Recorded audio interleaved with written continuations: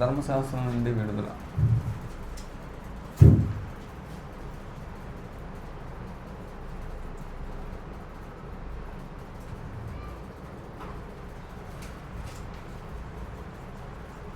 క్రీస్తు ప్రభువు ధర్మశాస్త్రం నుండి మనల్ని విడిపించాడు.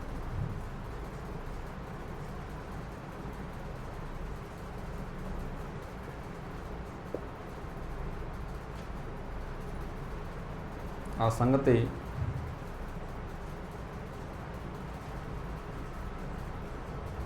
తెలియక కొందరు ఇంకా ధర్మశాస్త్రం అనుసరిస్తున్నారు.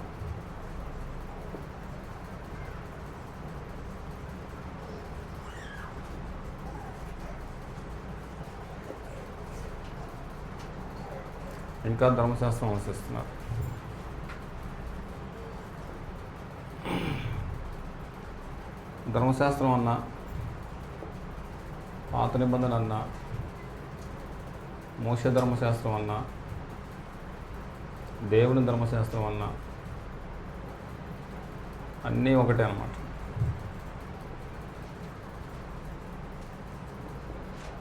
లూకాసు వార్త 2వ అధ్యాయం 2వ వచనం.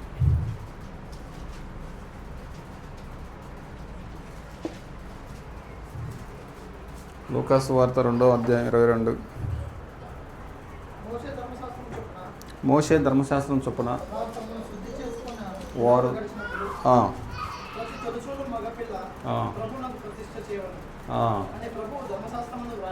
అదిగో ప్రభువు ధర్మశాస్త్రం అంటాడు, మోషే ధర్మశాస్త్రం అంటాడు. కాబట్టి పాత నిబంధన అన్నా, ధర్మశాస్త్రం అన్నా, మోషే ధర్మశాస్త్రం అన్నా, దేవుని ధర్మశాస్త్రం అన్నా అన్నీ ఒకే దాని గురించి మాట్లాడుతున్నాం అన్నమాట. కాబట్టి మోషే ధర్మశాస్త్రం వేరే, దేవుని ధర్మశాస్త్రం వేరే కాదు, రెండు ఒకటే, అన్నీ ఒకటే అన్నమాట.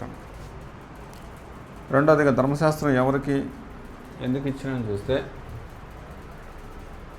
ధర్మశాస్త్రం ఎవరికి ఎందుకు ఇచ్చాను?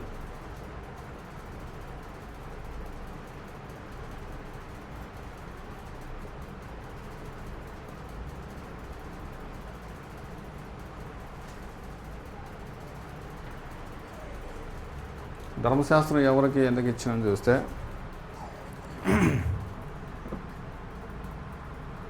ద్వితీయోపదేశకాండం 5వ అధ్యాయము 1వ వచనం. ద్వితీయోపదేశకాండం 5వ అధ్యాయం 1వ వచనం.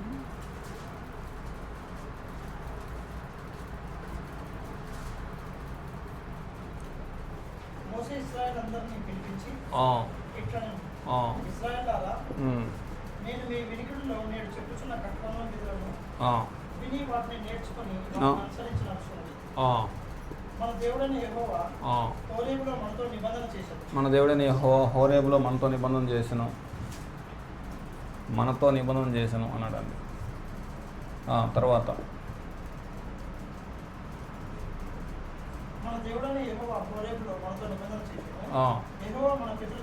మన పితరులతో కాదు,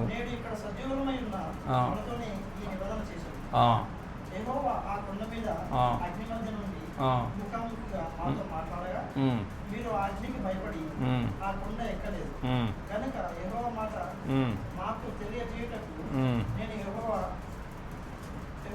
యెహోవాకు నీకు మధ్య నిలిచి ఉండగా యెహోవా ఇలాగ సెలవిచ్చాడు. చాలే. నిర్గమకాండం 19వ అధ్యాయం 5వ వచనం.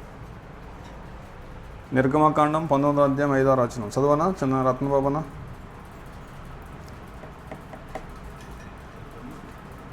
నిర్గమకాండం 19:5 వచనం.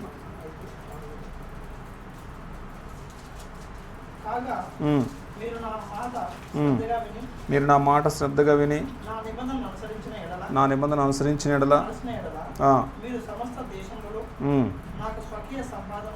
సాంపర్యమగుదురు.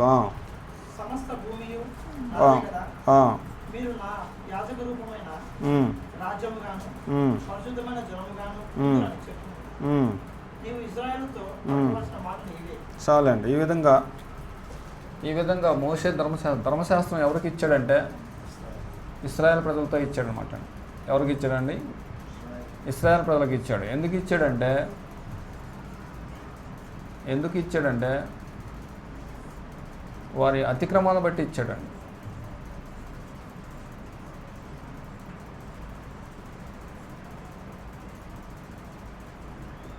వారి అతిక్రమాలను బట్టి ఇచ్చాడనమాట. గలతీ పత్రిక 3వ అధ్యాయం 19వ వచనం.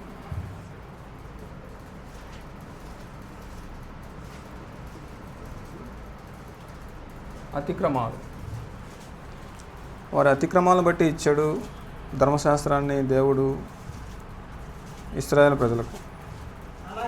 అలాగైతే ధర్మశాస్త్రం ఎందుకు ఇచ్చాను? ఎవరికి ఆ వాగ్దానం చేయబడను ఆ సంతానం వచ్చే వరకు అది అతిక్రమమును బట్టి దానికి తర్వాత ఇవ్వడం. అదిగోండి, వారి అతిక్రమాలను బట్టి. ఎవరు అతిక్రమాలను బట్టి? ఇశ్రాయేలు ప్రజల యొక్క అతిక్రమాలను బట్టి ఇచ్చాడు అనమాట అండి. అతిక్రమాలంటే దేవునికి వ్యతిరేకమైన జీవిత విధానం అనమాట అండి. తిమోతి పత్రిక చూడండి ఏం చెప్తాడో. తిమోతి పత్రిక మొదటి పత్రిక 1వ అధ్యాయం వచ్చును. తిమోతి మొదటి పత్రిక 1వ అధ్యాయం 8వ వచనం.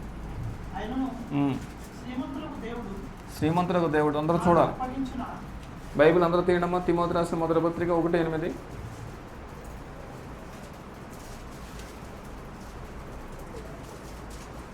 ప్రతాపన తీసావా? తిమోతి రాసిన మొదటి పత్రిక 1:8.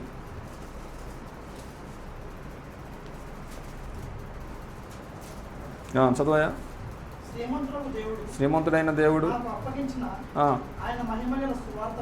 ఆయన మహిమగల సువార్త ప్రకారము ధర్మశాస్త్రము ఇశ్రాయేలు ప్రజలు ఎలా ఉన్నారంటే ధర్మ విరోధులు, అవిధేయులు, భక్తిహీనులు, పాపిష్టులు, అపవిత్రులు, మతాన్ని దూషించేవాళ్ళు, పుత్రహంతకులు,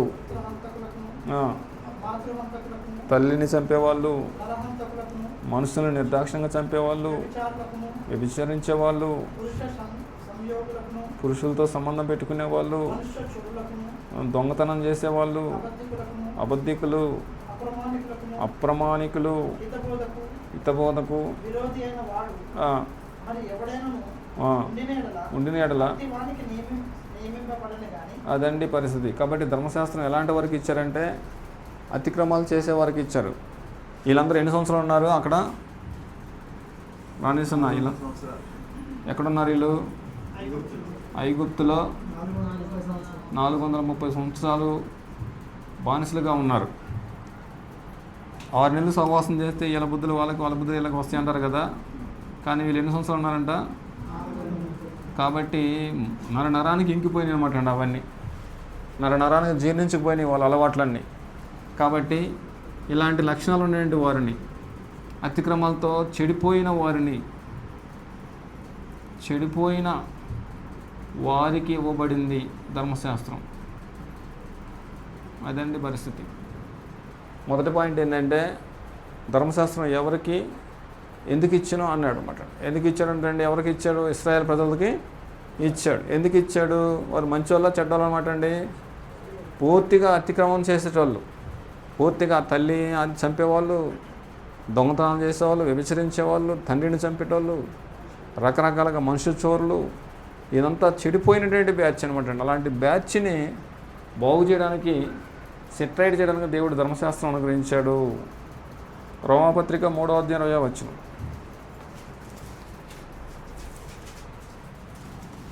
రోమపత్రిక 3:20.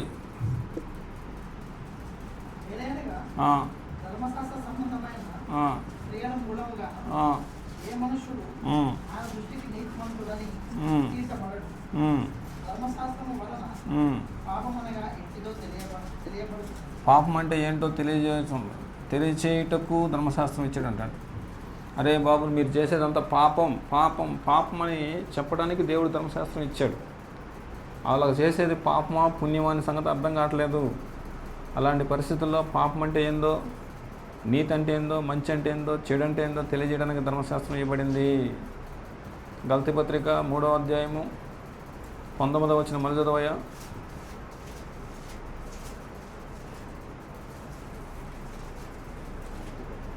అలాగైతే ధర్మశాస్త్రం ఎందుకు ఎవరికి ఆ వాగ్దానం చేయబడినో, ఎవరికి ఇశ్రాయేలు ప్రజలకు వాగ్దానం చేయబడినో ఆ సంతానం వచ్చే వరకు అది అతిక్రమములను దాని తర్వాత ఇవ్వబడింది. ఆ సంతానం అంటే ఎవరు అనమాట అండి?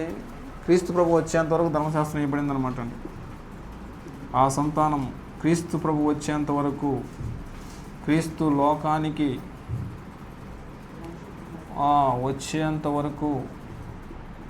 వచ్చేంత వరకు ఇశ్రాయేలు ప్రజలు నడిపించడానికి ధర్మశాస్త్రం ఇచ్చాడంట. ఇశ్రాయేలులను నడిపించుటకు ధర్మశాస్త్రం ఇచ్చాడు.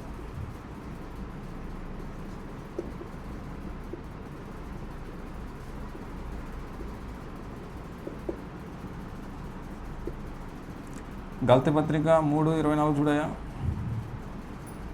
కాబట్టి మనము విశ్వాసం మూలంగా నీతిమంతులమని తీర్చబడినట్లు క్రీస్తునొద్దకు అదిగోండి క్రీస్తునొద్దకు నడిపించుటకు ఇచ్చాడు అనమాట అండి. క్రీస్తునొద్దకు నడిపించుటకు ధర్మశాస్త్రం ఇచ్చాడు అనమాట.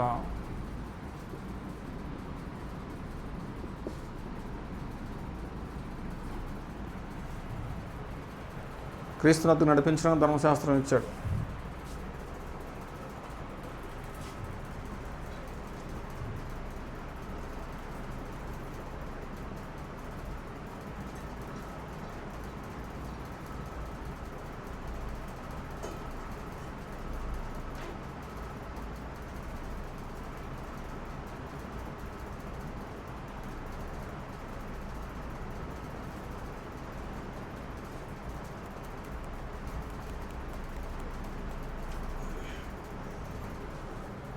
చెప్పండి, ఈరోజు ఉన్న పాఠం పేరు చెప్పండి. ధర్మశాస్త్రం నుంచి విడుదల. క్రీస్తు ప్రభు ధర్మశాస్త్రం నుంచి విడిపించాడు. ఈరోజు ప్రపంచంలో ప్రజలకు ఆ సంగతి తెలియట్లేదు. అందుకే ఇంకా ధర్మశాస్త్రం కింద కొనసాగుతున్నారు. అయితే మొదటగా అందులో ఏం చూస్తున్నామంటే, అసలు ధర్మశాస్త్రం ఎవరికి ఇవ్వబడింది? ఎందుకు ధర్మశాస్త్రం ఎవరికి ఇవ్వబడిందంట? ఇశ్రాయేలు ప్రజలకు. ఎందుకు ఇవ్వబడిందంట అండి? అతిక్రమాలను బట్టి. ఎలాంటి వారికి? చెడిపోయిన వారికి, మంచి వారికి? చెడిపోయిన వారికి ఇవ్వబడింది. పాపం అంటే ఏందో తెలియజేయడానికి ఇవ్వబడింది. క్రీస్తు లోకానికి వచ్చేంత వరకు ఇశ్రాయేలు ప్రజలు నడిపించడానికి ఇవ్వబడింది. క్రీస్తునొద్దకు ప్రజలు నడిపించడానికి ధర్మశాస్త్రం ఇవ్వబడింది. ఇన్ని కారణాలు బట్టి ధర్మశాస్త్రం ఇవ్వబడింది. రెండవదిగా క్రీస్తు వచ్చి ధర్మశాస్త్రాన్ని కొట్టివేశాడండి.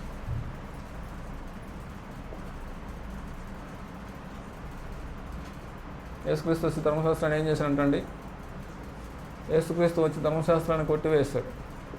మత్తయి సువార్త 5వ అధ్యాయం 17వ వచనం. మత్తయి సువార్త 5వ అధ్యాయం 17వ వచనం చూడండి సార్. అందరూ తీయాలి కొంచెం బైబిల్. మత్తయి సువార్త 5వ అధ్యాయం 17-18 వచనాలు.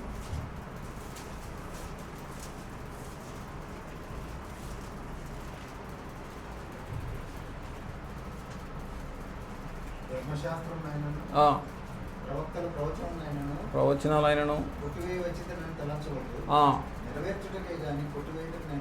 అదిగోండి, ధర్మశాస్త్రాన్ని నెరవేర్చి కొట్టివేశాడు. నెరవేర్చాడా? నెరవేర్చలేదా? నెరవేర్చి అక్కడ ఏమన్నాడు చూడండి. ధర్మశాస్త్రములైనను ప్రవక్తల వచనములైనను తలంచవద్దు అన్నాడండి. లూకా సువార్త 24వ అధ్యాయము 44వ వచనం చూడనా.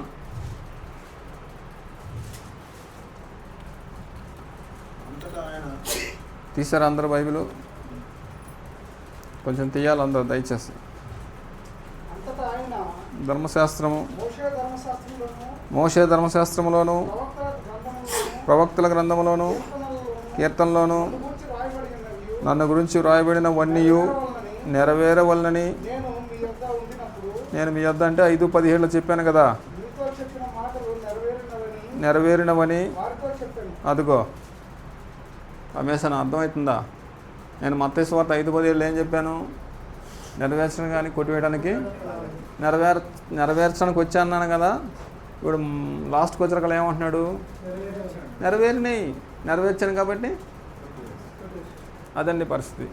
ఆ మాట మీకు అర్థమైందో లేదో చూడండి. 44 వచ్చిన మళ్ళీ చదువుతున్నాను. అంతటా ఆయన మోషే ధర్మశాస్త్రములోను ప్రవక్తల గ్రంథములోను కీర్తనలోను నన్ను గురించి వ్రాయబడినవన్నీ నెరవేరవలనని నేను మీ యొద్ద ఉండినప్పుడు మీతో చెప్పిన మాటలు నెరవేరినవని వారితో నెరవేరినవి. నెరవేరినవి కాబట్టి కొట్టేసిన మాట అండి. నెరవేర్చి కొట్టేశాడు. నెరవేర్చి కొట్టేసిన మాట అండి. నెరవేర్చి కొట్టివేశాడు. రెండవదిగా రోమపత్రిక 7:6 చూడండి. రోమపత్రిక 7:6.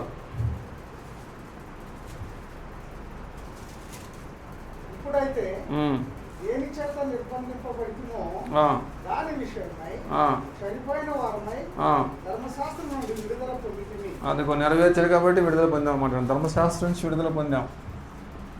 ధర్మశాస్త్రం నుండి విడుదల ప్రకటించాడు అన్నమాట.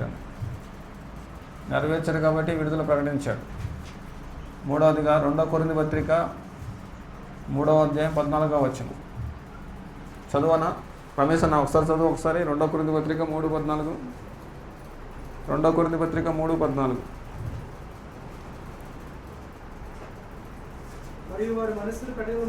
వారి మనస్సులు కఠినములైన గనుక నేటి వరకు అదిగో పాత నిబంధన అంటే ధర్మశాస్త్రం చదవబడినప్పుడు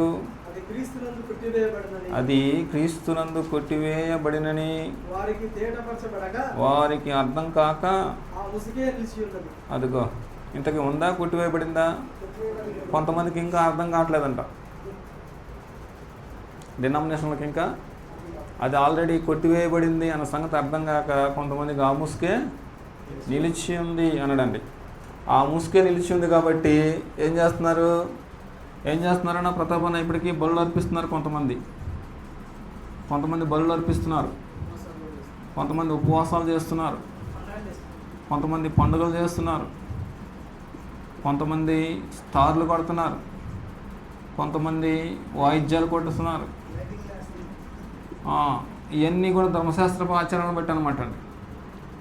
ధర్మశాస్త్రపు ఆచరణను బట్టి అంగీలు వేస్తారు పాస్టర్లు, అంగీలు వేస్తారు అనమాట అండి. చెవిలో పాపాలు చెప్పటాలు ఇవన్నీ ధర్మశాస్త్రం అనుసరించి ఉన్నాయి అనమాట అండి. ఈ సంగతి ఇంకా అర్థం కాక కొంతమందికి ఆ ముసుకే నిలిచిందని చెబుతుంది అనమాట. అది క్రీస్తునందు కొట్టివేయబడిన అర్థం కాక ఆ ముసుకే నిలిచింది అంటారు అనమాట.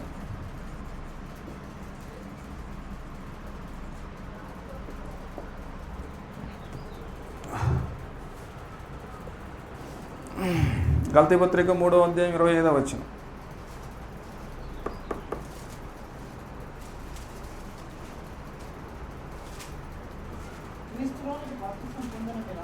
గలతీ పత్రిక 3:25 క్రీస్తులోనికి 25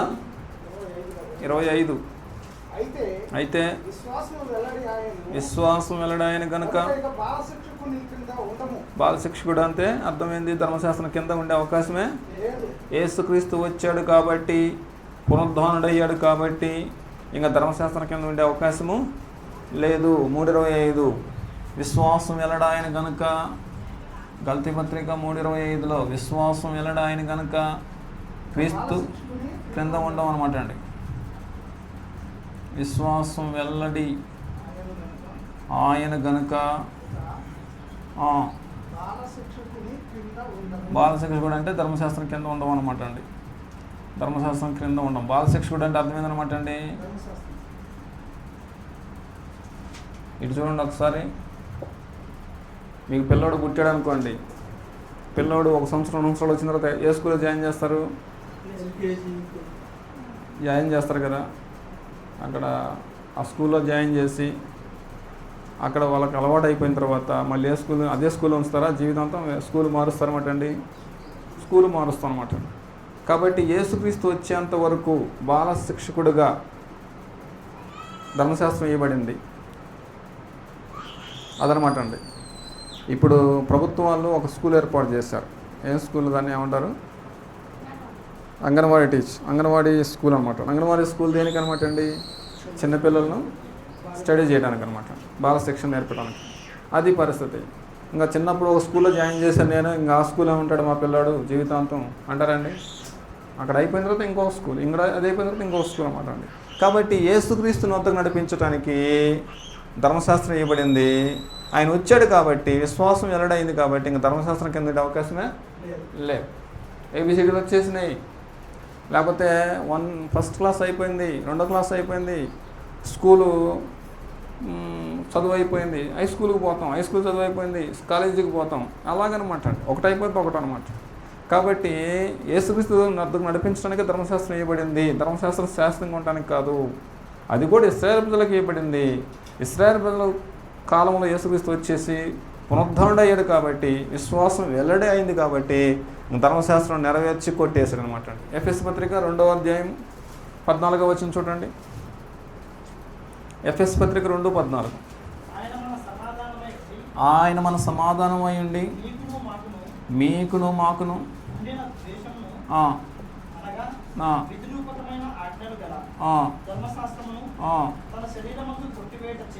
అదిగో అండి, శరీరం మంది ఏం చేశారంటే అండి, ఇదిగో అన్యులకు యూదులకు మధ్య ఉన్న గోడ అనమాట అండి. అది అన్యులకు యూదులకు మధ్య గోడను పడగొట్టి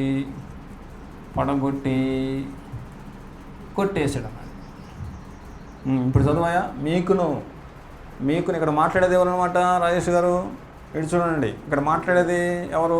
ఎఫెసీ పత్రికలో పౌలు మాట్లాడుతున్నాడు. పౌలు ఏ జాతి వాడు? యోధా జాతి వాడు. ఎఫెసీ సంఘస్థులు వాళ్ళు ఎవరు అనమాట? వాళ్ళు అన్యులు అనమాట అండి. అందుకే మీకును మాకును ద్వేషమును అనగా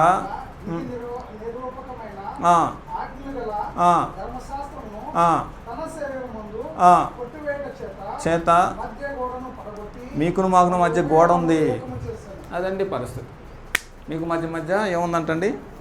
గోడ ఉంది. ఈ గోడ ఏం చేసింది? ఆ ఇంటిని వేరు చేసింది. ఇప్పుడు ఈ గోడను తీసేసాడు, కలిపేశాడు అనమాట. యూదులను అన్యుల్ని కలిపేశాడు. ఎక్కడ కలిపేశాడు? కొన్నేళ్ళ దగ్గర కలిపేశాడు. అంతకుముందు ప్రత్యక్ష గుడారంలోకి అన్యులు వచ్చే అవకాశం ఉందా? ఆ ధర్మశాస్త్రం ఏం చేసింది? మీరు అన్యులు రాకూడదు, షండులు రాకూడదు, లేడీస్ రాకూడదు అని చెప్పేసింది. ఇప్పుడు క్రొత్త నిబంధన వచ్చేసి ఏం చేసింది అనమాట అండి? నా మందిరము సమస్త ప్రజలకు ప్రార్థనా మందిరం అనమాట అండి. ఇక్కడ యూదుడు లేదు, స్త్రీ అని లేదు, పురుషుడు అని లేదు, ఎవరు లేదనమాట అండి. ఎవరైతే అంగీకరిస్తారో ప్రతి ఒక్కరూ ప్రయాసపడి భారం మోసుకున్న సమస్యలు నా యొద్దకు రండి అంటాడు. కొలస్స పత్రిక 2వ అధ్యాయం 13వ వచనం. కొలస్స పత్రిక 2:13. మరియు అపరాధముల వలనను ఉండుట వలనను మృతులై ఉండగా దేవుడు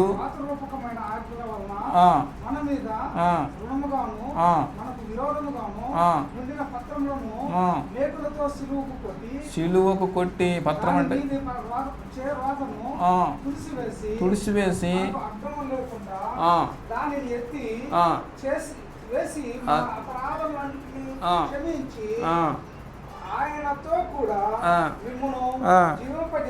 అదండి పరిస్థితి. కాబట్టి మీకు మాకు మధ్య నుండి గోడను పడగొట్టి సిలువ కొట్టివేసి అపరాధం నుంచి విడుదల చేసి అడ్డం లేకుండా చేశాడంటాడు. ధర్మశాస్త్రాన్ని కొట్టేశాడు. చాలా వచనాలు ధర్మశాస్త్రం కొట్టివేయబడి నెరవేర్చి కొట్టేసాడనేసి మాట్లాడుతుంది హెబ్రీ పత్రిక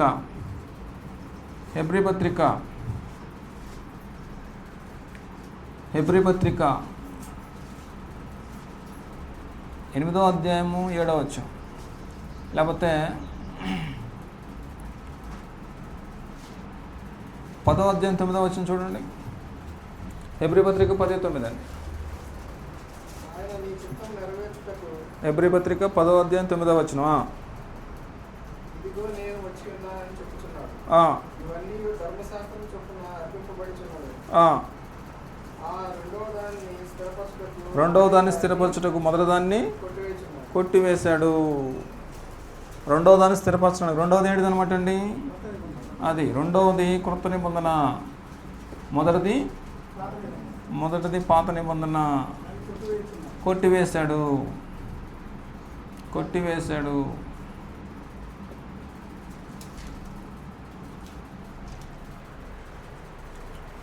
చెప్పండి, ఈ రోజున్న పాఠం మీద చెప్పండి. ధర్మశాస్త్రం ఎవరికి ఇచ్చాడు? సుప్రియ, ఇశ్రాయేలుకు. ఎందుకు ఇచ్చాడంట? అతిక్రమ క్రియలను బట్టి ఇచ్చాడు. ఎలాంటి వారికి ఇచ్చాడు? చెడిపోయిన వారికి ఇచ్చాడు. పాపం అంటే ఏంటో తెలియజేయడానికి ఇచ్చాడు. ఎవరితో నడిపించడానికి వచ్చింది? అది క్రీస్తునతను నడిపించడానికి, క్రీస్తు వచ్చేంత వరకు బాలశిక్షకుడిగా ఇచ్చాడు. క్రీస్తు వచ్చాడు కాబట్టి ఇంకా బాలశిక్షకుడి కింద ఉండే అవకాశమే లేదనమాట. కాబట్టి క్రీస్తు వచ్చి ఏం చేశాడు? ధర్మశాస్త్రాన్ని కొట్టివేశాడనమాట అండి. నెరవేర్చి కొట్టేశాడా? నెరవేర్చుకుని కొట్టేశాడనమాట అండి. నెరవేర్చి కొట్టేశాడు. నెరవేర్చాననేసి లోకాసువార్త చెప్పాను మీకు అంతకుముందు చెప్పాను కదా, నెరవేర్చవలనని. అవన్నీ కూడా నెరవేర్చి కొట్టివేశాను అని చెప్పేశాడు అనమాట. ఎందుకంటే మనల్ని ధర్మశాస్త్రం నుంచి విడుదల చేశాడు కొట్టివేసి. కొంతమందికి ఇంకా ఆ ముసుకే నిలిచి ఉంది. కొంతమంది పాస్టర్లకు, కొంతమంది డినామినేషన్ పాస్టర్లందరికీ కూడా ఆ ముసుకే నిలిచి ఉంది. ఆ ముసుగు నిలిచి ఉంది కాబట్టి ఇంకా డినామినేషన్లో మునుగుతున్నారు వాళ్ళు. కాబట్టి విశ్వాసం వెల్లడైంది కాబట్టి ధర్మశాస్త్రం కింద ఉండే అవకాశమే లేదు. యూదులకు అన్యులకు మధ్యగోడగా ఉంది. మధ్యగోడను పడగొట్టాడు. ధర్మశాస్త్రాన్ని సిలువలో మేకులతో కొట్టేశాడు అనమాట. రెండవ దాన్ని స్థిరపరచడానికి, క్రొత్త నిబంధన స్థిరపరచడానికి మొదటి నిబంధనని కొట్టివేశాడు అనమాట. అసలు ధర్మశాస్త్రాన్ని ఎందుకు కొట్టేశాడు? ధర్మశాస్త్రాన్ని ఎందుకు కొట్టివేశాడు? ఇయటం దేనికి? కొట్టేయటం దేనికి? ఎందుకు కొట్టివేశాడన్నా? హెబ్రీ పత్రిక 7వ అధ్యాయం 18వ వచనం. హెబ్రీ పత్రిక 7:18.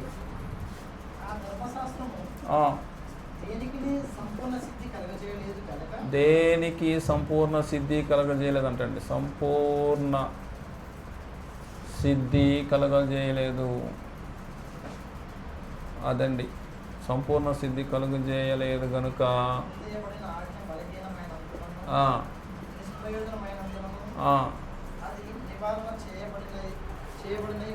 అదండి పరిస్థితి. ధర్మశాస్త్రం దేనికి సంపూర్ణ సిద్ధి కలుగు చేయలేదు కాబట్టి ధర్మశాస్త్రం కొట్టివేయాల్సి వచ్చింది. అంటే ధర్మశాస్త్రం ఇచ్చాడు కానీ ఎంతమందికి ఇచ్చాడంటనా రత్నబాబు అన్న? ధర్మశాస్త్రం ఎంతమందికి ఇచ్చాడు? 30 లక్షల మందికి ఇచ్చాడు. ఎంతమందిని చేర్చింది కనాన్ దేశానికి దాన్ని? కాబట్టి ధర్మశాస్త్రం వల్ల మేలు తక్కువ, కీడు ఎక్కువైందనమాట. మేలు తక్కువ, కీడు ఎక్కువైంది. అందుకే ధర్మశాస్త్రాన్ని కొట్టివేసి దేనికి సంపూర్ణ సిద్ధి కలుగజేయలేకపోయింది. అసలు ధర్మశాస్త్ర ప్రకారంగా ఏం జరుగుతూ ఉంది రమేష్ అన్న? ధర్మశాస్త్రం ముఖ్యమైన ఆజ్ఞలు ఏంటనమాట అండి? ముఖ్యమైన ఆజ్ఞలు 10 ఆజ్ఞలు. మొత్తం ఎన్ని ఆజ్ఞలు? 600, మొత్తం 613 ఆజ్ఞలు. అందులో 10 ఆజ్ఞలు తీసేస్తే మొత్తం మిగతా ఆజ్ఞలు 603 ఆజ్ఞలు. ముఖ్యమైన ఆజ్ఞలు ఏంటన్నమాట అండి? 10 ఆజ్ఞలు. ఈ 10 ఆజ్ఞలు ఏం చేస్తున్నమాట అండి? యాకోబు పత్రిక 2వ అధ్యాయం 9-10 వచనాలు చూడండి. యాకోబు పత్రిక 2వ అధ్యాయం 9-10 వచనాలు.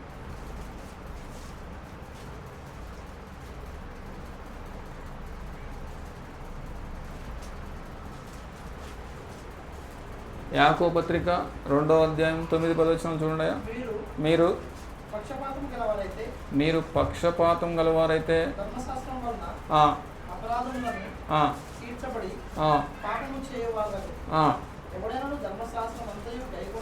ధర్మశాస్త్రం అంతా గైకొనియు ఒక్క ఆజ్ఞ విషయంలో తప్పిపోతే ఇటు చూడండి, బోర్డుకి వెళ్ళి ఆ మాట మీకు అర్థమైందా? చదివింది ఇటు చూడండి. ఎన్ని ఆజ్ఞలు? ముఖ్యమైన ఆజ్ఞలు 10 ఆజ్ఞలు. 10 ఆజ్ఞలు ఏం చేశాడు ఇప్పుడు రాజేష్ 1, 2, 3 ఈ విధంగా 9 ఆజ్ఞలు పాస్ అయ్యాడు. 9 ఆజ్ఞలు పాస్ చేసి 10 ఆజ్ఞ ఫెయిల్ అయిపోయాడు. అప్పుడు టోటల్గా మొత్తం ఈ విధంగా మెట్టు మీద మెట్టు ఎక్కుతున్నాడు, 10 మెట్టు ఎక్కలాగా జారిపోతున్నాడు. ఎవరు ఎక్కలేకపోయారు దాని ఇంకా. అందుకే అక్కడ ఏమన్నాడంటే ధర్మశాస్త్రం దేనికిని సంపూర్ణ సిద్ధి, అంటే ఒక్కళ్ళని కూడా పరిపూర్ణంగా తీర్చిదిద్దలేకపోయింది ధర్మశాస్త్రం. కాబట్టి మేలు తక్కువ కీడు ఎక్కువ, కాబట్టి ధర్మశాస్త్రం ఎత్తివేసి ఇచ్చింది ఆయనే. ఎందుకు ఇచ్చాడు? క్రీస్తు వచ్చేంత వరకు ఇచ్చాడు, క్రీస్తునితో నడిపించడానికి ఇచ్చాడు, క్రీస్తునితో నడిపించడం బాలశిక్షకుడిగా ఉండటానికి ఇచ్చాడు. ఆయన వచ్చాడు కాబట్టి ఇంక ఇది ఒకవేళ ఉన్నప్పుడైనా ఉపయోగపడిందంటే అసలు దేనికి సంపూర్ణ సిద్ధి. ఎందుకనే అంటే మొత్తం ఆడవాళ్ళు మగవాళ్ళు ప్రయత్నం చేస్తున్నారు, 10 ఆజ్ఞలు పాటించాలి, 10 ఆజ్ఞలు పాటిస్తేనే పాస్ అయినట్టు. అంతకుముందు మనం ఎస్ఎస్సి లేనప్పుడు ఎస్ఎస్ఎల్సి అనేది ఒకటి ఉంది. ఎస్ఎస్ఎల్సి ఉందన్నమాట అండి. అంటే మన అమ్మోళ్ళు నాన్నోళ్ళు చదువుకున్నప్పుడు 10వ తరగతి ఎస్ఎస్ఎల్సి. ఎస్ఎస్ఎల్సిలో సబ్జెక్ట్ ఎన్ని ఉంటాయి అనమాట అండి? ఎస్ఎస్ఎల్సిలో సబ్జెక్టులు 10 ఉంటాయి అనమాట అండి. మనలాగా 6 ఉండవు, 10 ఉంటాయి. ఈ 10 సబ్జెక్టుల్లో 9 పాస్ అయ్యి 1 తప్పితే మళ్ళీ మొత్తం రాసుకోవాలి. సీఏలో కూడా అంతే అండి, 1 తప్పితే మొత్తం రాసుకోవాలి. ఇప్పుడు మనమైతే 5 6 ఉన్నాయి, 6లో 1 పోయింది, లెక్కలో పోయింది, ఎన్ని రాసుకోవాలి అప్పుడు? ఇంగ్లీష్ పోతే. కానీ అంతకుముందు అయితే 10లో 1 పోతే మళ్ళీ సెప్టెంబర్కి మొత్తం రాసుకోవాలండి. అందుకని ప్రభుత్వంలో ఏం చేశారు, ఈ ప్రకారంగా చదువుకునే వాళ్ళు తక్కువ అవుతున్నారు అనేసి ఆ సిస్టమ్ తీసేసి అసలు 10 తీసేసి 6 పెట్టారు. 6లో కూడా ఏది పోతే అది రాసుకొని రా నాయన అని చెప్పేసి సింప్లిఫై చేశారన్నమాట అండి. అలాగే దేవుడు కూడా ఏం చేశాడంటే ఇది తీసేశాడు, దేనికి నీ సంపూర్ణ సిద్ధి కలుగు చేయలేకపోయింది. ఇంకా చూడండి ఇక్కడ ఏం చెప్తాడు, రోమపత్రిక 3వ అధ్యాయము 20వ వచనం. రోమపత్రిక 3వ అధ్యాయం 20వ వచనం. ఎలయనగా క్రియల మూలంగా ఏ మనుష్యుడు, అదిగోండి, అంటే ధర్మశాస్త్ర సంబంధంగా ఏ మనుషుడు సంపూర్ణ సిద్ధి నీతిమంతుడుగా తీర్చబడలేకపోయాడు. ఒక్కడన్నా నీతిమంతుడు అవుతాడు అనుకుంటే దేవుడు ఎదురు చూస్తుంటే ఒకడు కూడా నీతిమంతుడు కాలేకపోతున్నాడు. అందుకని ధర్మశాస్త్రం ఎందుకబ్బా అనేసి తలనొప్పిగా మారిపోయింది. గలతీ పత్రిక 1:15 చూడాయా ఒకసారి.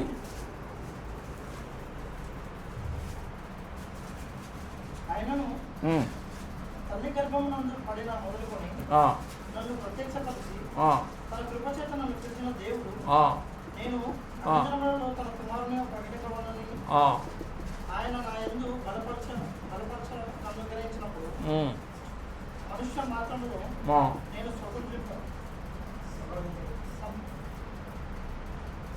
లేదు. నాకంటే ముందుగా అపోస్తులైన వారి యొక్క సాలిడ్ ఎవరిని సంపూర్ణ స్థితి అదే నీతిమంతులుగా తీర్చలేకపోయిందనమాట. ఎవరిని నీతిమంతులుగా తీర్చలేకపోయింది. అపోస్తుల కార్యములు 15వ అధ్యాయం. అపోస్తుల కార్యములు 15వ అధ్యాయం. అపోస్తుల కార్యములు 15వ అధ్యాయము 10వ వచనం.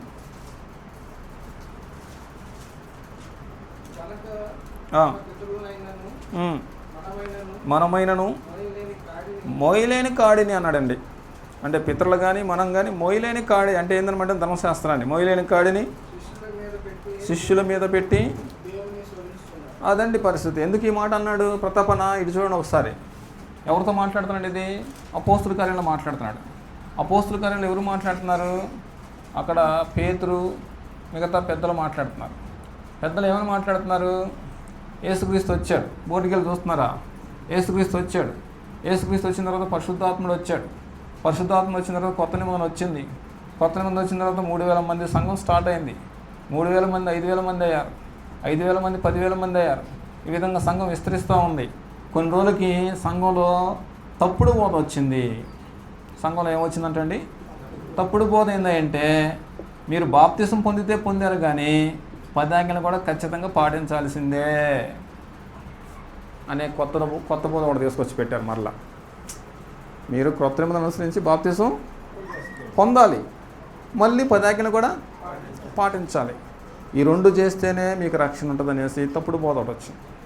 అప్పుడు అప్పుడు ఏం చేశారంటే ఈ అపోస్తులందరూ పెద్దలందరూ కూర్చొని ఈ మాట మాట్లాడుతున్నారు అక్కడ.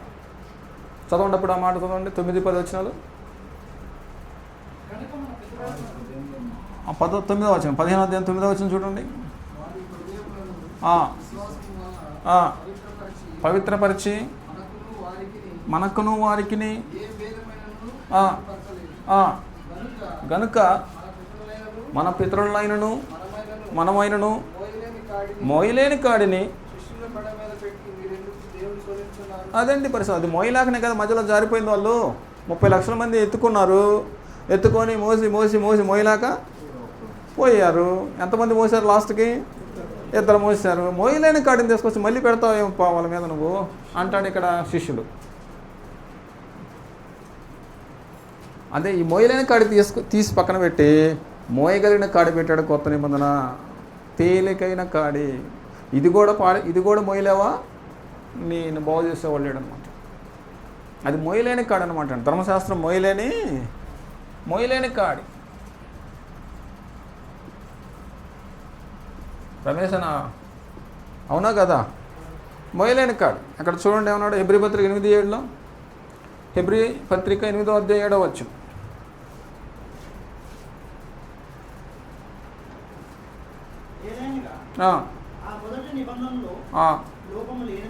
లోపము లేనిదైతే అదిగోండి మొదటి నిబంధనలు ఏముందంటండి? లోపం ఉంది. మొదటి నిబంధనలు లోపం ఉంది. హెబ్రీ పత్రిక 8:7. హెబ్రీ పత్రిక 8 లోపం ఉంది అన్నాడండి. లోపం ఉంది. ఇటు చూడండి నాకెళ్ళి ఏందన్నా ఆనందనా, మొదటి భార్య ఉండగా రెండో భార్యని ఎందుకు చేసుకున్నామని అన్నాం అనుకోండి. ఆమెను వదిలిపెట్టి ఏమైనా చేసుకున్నామంటే అప్పుడు ఆయన ఏమంటాడు? ఆమెను లోపం ఉంది కాబట్టి, శారాకు పిల్లలు పుట్టలేదు కాబట్టి, ఆమెలో లోపం ఉంది కాబట్టి ఏమని చేసుకున్నట్టుగా ధర్మశాస్త్రం ముందు ఇచ్చాడు. కానీ ధర్మశాస్త్రం లోపం ఉంది కాబట్టి, అది మోయలేని కాడి కాబట్టి ప్రజలు దాని మీద సంపూర్ణ స్థితి చెందలేకపోతున్నారు కాబట్టి ఆ మోయలేని కాడి తీసి పక్కన పెట్టి మోయగలిగిన తీసుకొచ్చేసి మీద పెట్టాడు. ఇది నువ్వు సంతోషంగా మోయగలిగితే ఇష్టపూర్వకంగా తీసుకుపోయి నిన్ను పర్లోక రాజ్యాన్ని చేర్చుద్ది అనమాట. చెప్పండి ఈరోజున్న పాఠం పేరు. ధర్మశాస్త్రం ఎవరికి ఇవ్వబడింది? ఇశ్రాయేలు. ఎలాంటి వారికి ఇవ్వబడింది? మంచోళ్ళకా చెడ్డోళ్ళకా? చెడ్డోళ్ళకి. యేసుప్రభువు వారు వచ్చిన తర్వాత ధర్మశాస్త్రం ఉంచాడా కొట్టేశాడు అనమాట అండి. కొట్టేశాడు. నెరవేర్చకుండా కొట్టేశాడా? కొట్టేసి ధర్మశాస్త్రం నుంచి విడుదల ప్రకటించాడు. ఎన్ని సంవత్సరాల క్రితం కొట్టివేయబడింది అనమాట అండి? 2000 సంవత్సరాల క్రితం. ఇప్పుడు ధర్మశాస్త్రం యొక్క బలులు ఆచారాలు పాటించవచ్చా పాటించకూడదా? పాటించకూడదు. మరి ఇప్పుడు డినామినేషన్లు చేసేదంతా ఏంటనమాట అండి? అదే పాటిస్తుంది. కాబట్టి అది ఆ రెండు చేయొచ్చా చేయకూడదా? గలతీ పత్రిక 5:4 చదువునా రమేష్ అని ఒకసారి. గలతీ పత్రిక 5:4.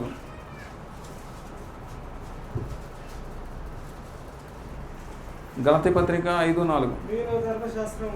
మీలో ధర్మశాస్త్రం వలన నీతిమంతులని, మీలో అంటే బాప్తిసం పొందిన మీలో అని అర్థం అనమాట అండి. ఏ పత్రిక అది? గలతీ పత్రిక. గలతీ పత్రికలో ఎవరితో మాట్లాడుతున్నాడు? విశ్వాసులతో మాట్లాడుతున్నాడా? విశ్వాసులతో మాట్లాడితే ఏమంటాడు? మీలో ధర్మశాస్త్రం వల్ల నీతిమంతులను తీర్చబడు వారు ఎవరో అసలు నాకు మీకు సంబంధం లేదు. తర్వాత దీని అర్థం ఏంటనమాట అండి? ఈ క్రొత్త నిబంధన కాలంలో ధర్మశాస్త్రాన్ని పాటిస్తే నాకు మీకు అసలు సంబంధమే. 2000 సంవత్సరాల క్రితం కొట్టేస్తే మళ్ళీ దాన్ని అనుసరిస్తానంటావు ఏంటి నువ్వు? మళ్ళీ అదే బలులు చేస్తానంటావు, మళ్ళీ అదే వాయిద్యాలు కొడతానంటావు, మళ్ళీ అదే పండుగలు తీసుకొచ్చి పెడతానంటావు. అసలు ఏమైనా అర్థమవుతుందా లేదా బైబిల్ అంటున్నాడంటే దేవుడు. కాబట్టి వాటిని ముట్టొద్దు, రుచి చూడొద్దు, తాకొద్దు. మరి ధర్మశాస్త్రం ఎందుకు? అట్లాంటప్పుడు ధర్మశాస్త్రం ఎందుకు చింపేయండి అంటారు కొంతమంది కోపం వచ్చి. అది కదా ఆనందం. ధర్మశాస్త్రం వద్దు, కొట్టివేయబడింది, తీసేయండి, మధ్య కూడా పడగొట్టాడు అన్నావు కదా, చింపేయి, మీ బైబిల్ ధర్మశాస్త్రం చింపేయి అంటాడు. ఉంచింది ఎవరు? ఎందుకు ఉంచాడు? ఎందుకు ఉంచాడంటే ఎందుకు ఉంచాడంటే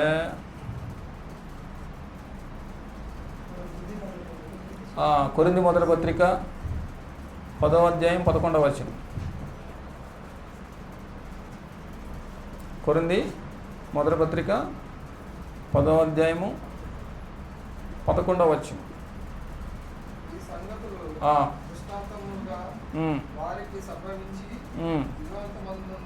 మనకు కాబట్టి ఆ ధర్మశాస్త్రం చదివినప్పుడు నీకు బుద్ధి రావాలి. ఏమని రావాలి? 30 లక్షల మంది బయలుదేరితే 2 మాత్రమే కనాను చేరారు. ఎందుకు చేరారు అట్లా? మిగతా వాళ్ళు ఎందుకు చేరలేకపోయారు? ప్రతాపన మిగతా వాళ్ళు ఎందుకు చేరలేకపోయారు? ఏం చేశారు కాబట్టి చేరలేకపోయారు? ఓహో, ఇప్పుడు మనం అలా చేస్తే మనం కూడా చేరే అవకాశము. అలాంటి బుద్ధి కలగడానికి ధర్మశాస్త్రం చదవాలంటాడు. బుద్ధి కలగడానికి ధర్మశాస్త్రం చదవాలి అని చెప్పేశాడు. రోమాపత్రిక 15వ అధ్యాయం 4వ వచనం.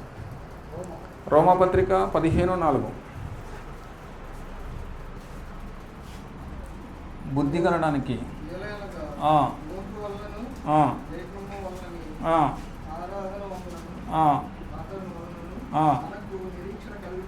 నిరీక్షణ కలుగుటకై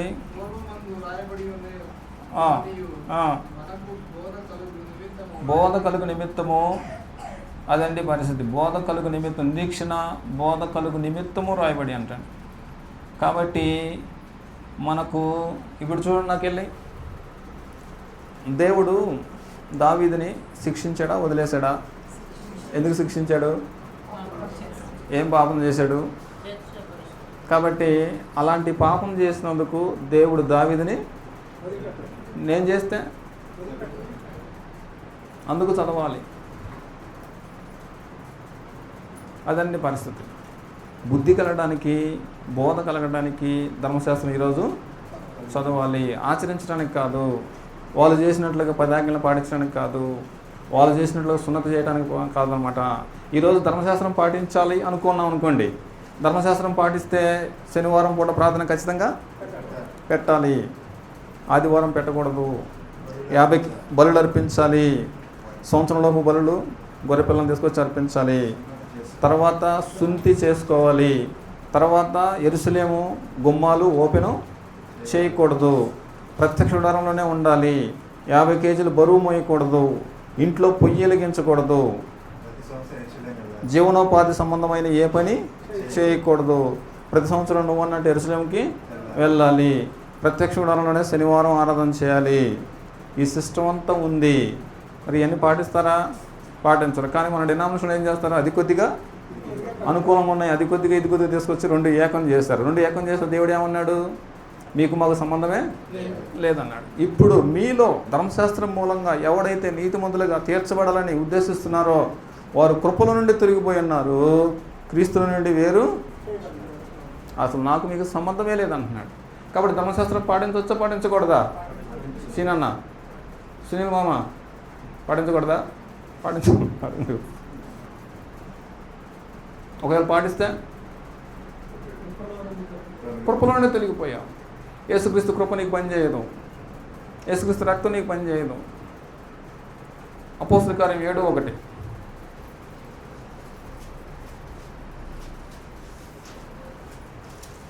అపోస్తల కార్యంలో 7:1.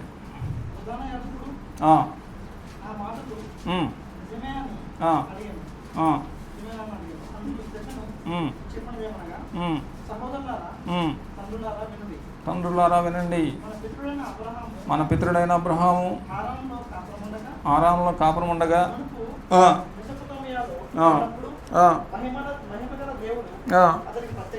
చాలండి, ఈ కథ అంతా చెప్తాడనమాట అండి.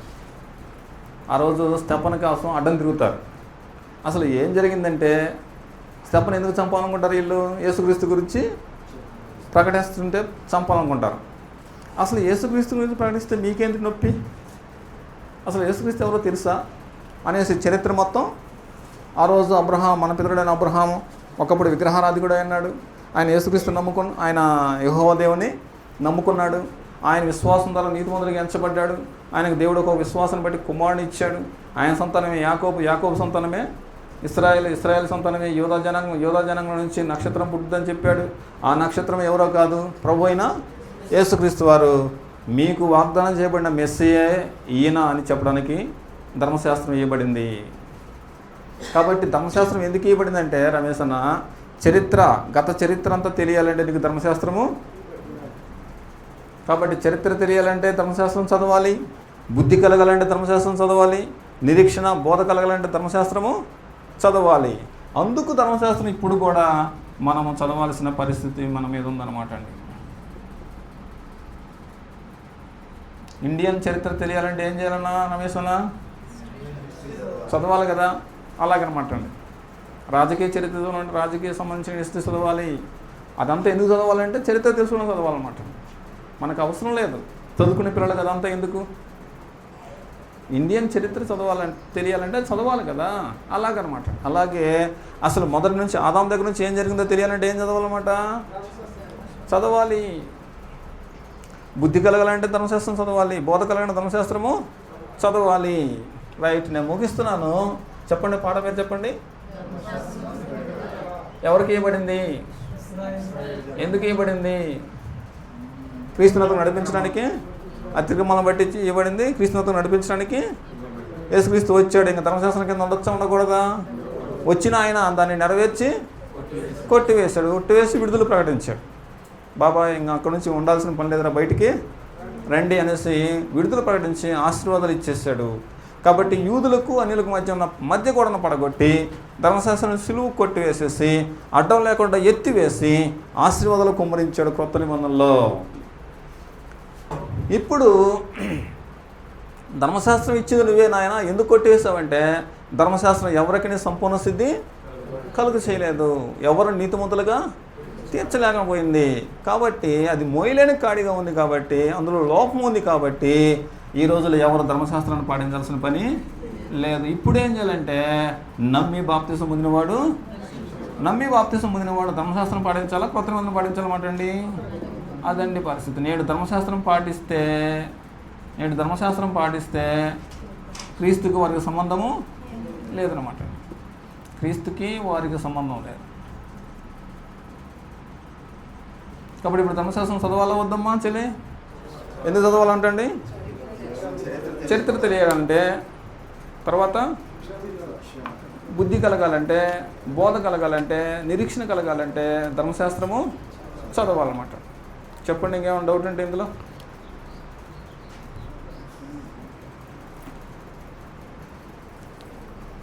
రాజేష్ అన్న, నిన్న చెప్పిన పాఠాలు చెప్పండి ఒకసారి.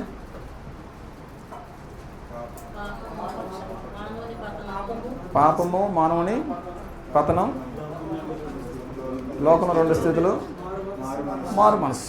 రైట్. ఈరోజు నా ఉదయం పాఠం ఏంటనమాట? ఉదయం బాప్తిస్మము,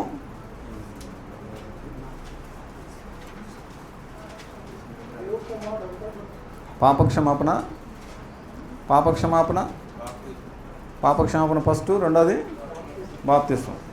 ఇందాక చెప్పుకుంది దేవుని కుమారుడు అంటే ఎట్లా అనేది చూసాం. ఇప్పుడు ధర్మశాస్త్రం నుండి విడుదల అనమాట.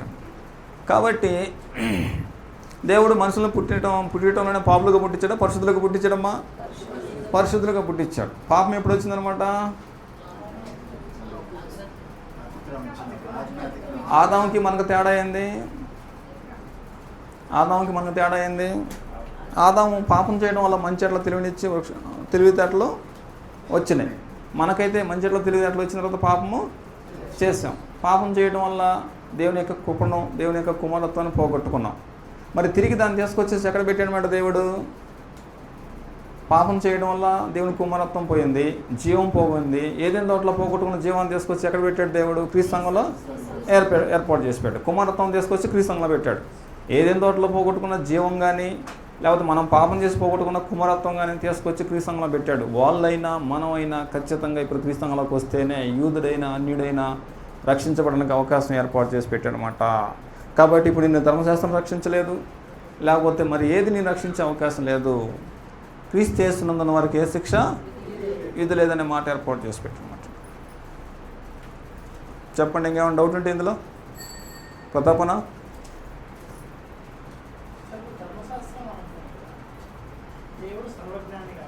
ధర్మశాస్త్రం చేయకపోవడానికి ఇలాంటి జరిగే అవకాశం ఉందని ఎదుగుంటారు కదా. ఎస్. ధర్మశాస్త్రం అలా అన్నప్పుడు ఇన్ని కఠినంగా ఇవ్వాల్సిన అవసరం ఏమన్నా? దేవుడు సర్వజ్ఞాని కాబట్టి ఆదాము నిర్మించక ముందే ఈ తప్పు జరిగే అవకాశం ఉంటుంది. క్రీస్తు బలి ఏర్పాటు చేసిండు.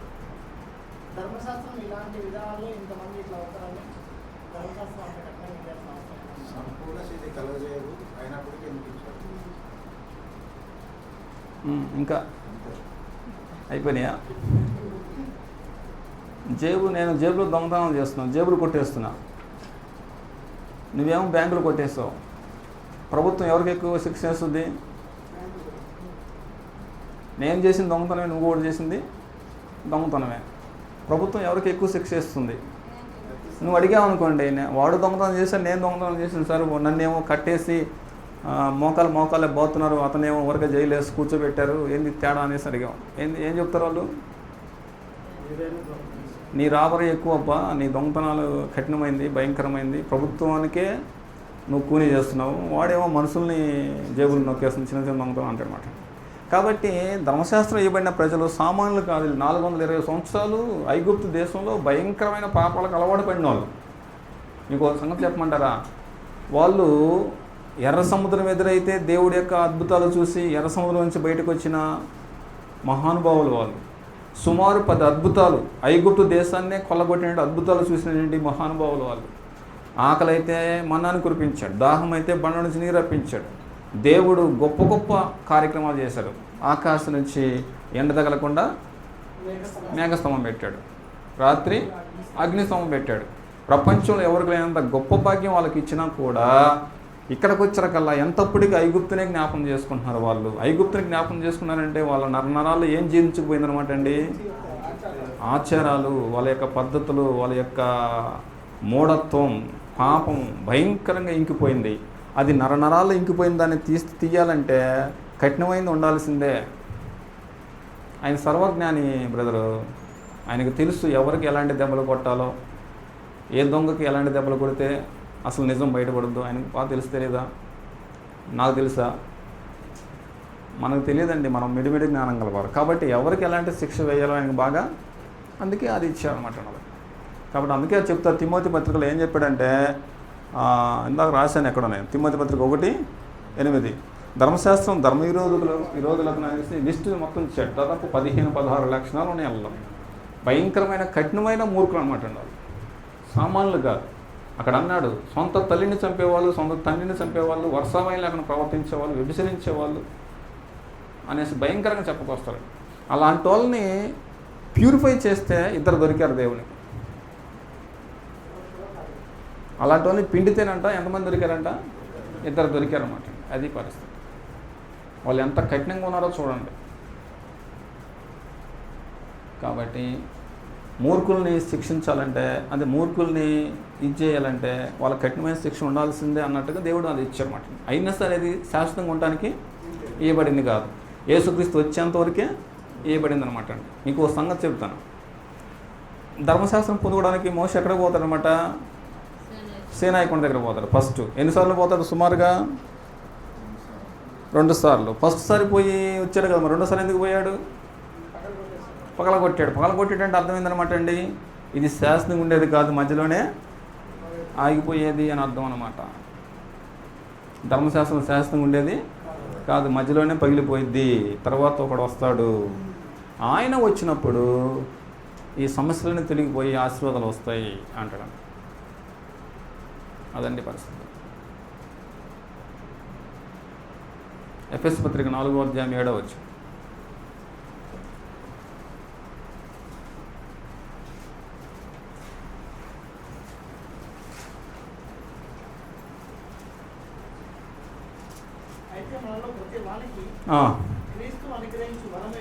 క్రీస్తు అనుగ్రహించు వరము యొక్క పరిమాణం చొప్పున కృప ఇవ్వబడెను. అందుచేత ఆయన ఆరోహణమైనప్పుడు చెరగా పట్టుకుపోయి అదండి మనుషులకు ఈవులను అనుగ్రహించును. ఈవులు అంటే ఏంటి అనమాట అండి? వరాలు అనుగ్రహించాడు, దేవుని అనుగ్రహించాడు. చెరగా పట్టుకుపోయి ధర్మశాస్త్రం మనుషుల్ని బంధించింది. అలాంటి బంధించిన ధర్మశాస్త్రాన్ని ఈయన నెరవేర్చి కొట్టివేసి విడుదల కలిగించి ధర్మశాస్త్రం నుంచి విడుదల ప్రసాదించి ఈవులను అనుగ్రహించారన్నమాట. ప్రయాసపడి భారం మోసుకున్న సంవత్సరం నా యొద్దకు నేను మీకు ఆశీర్వాదాలు దయచేస్తానని చెప్పేసి అన్నమాట. కాబట్టి ధర్మశాస్త్రం దేనికి సంపూర్ణ సిద్ధి కలగజేయలేదు. కాబట్టి ధర్మశాస్త్రం మనుషులను బంధించి చెరలో ఉంచింది. కాబట్టి చెరను చెరగా చేసి మనుషులకు ఈవులను అనుగ్రహించి పరలోక రాజ్యానికి దారి ఏర్పాటు చేశాడు. అదే క్రీస్తు సంఘం. ఇప్పుడు నువ్వు బుద్ధి తెచ్చుకొని క్రీస్తు సంఘంలో ప్రవేశిస్తావా? ధర్మశాస్త్రాన్ని విడిచి ఖచ్చితంగా పరలోక రాజ్యాన్ని చేరుతావు అన్నమాట.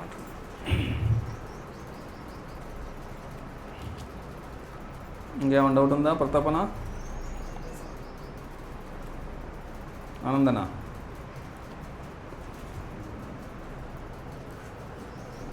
రమేష్ అని ఏమైనా ఉందా?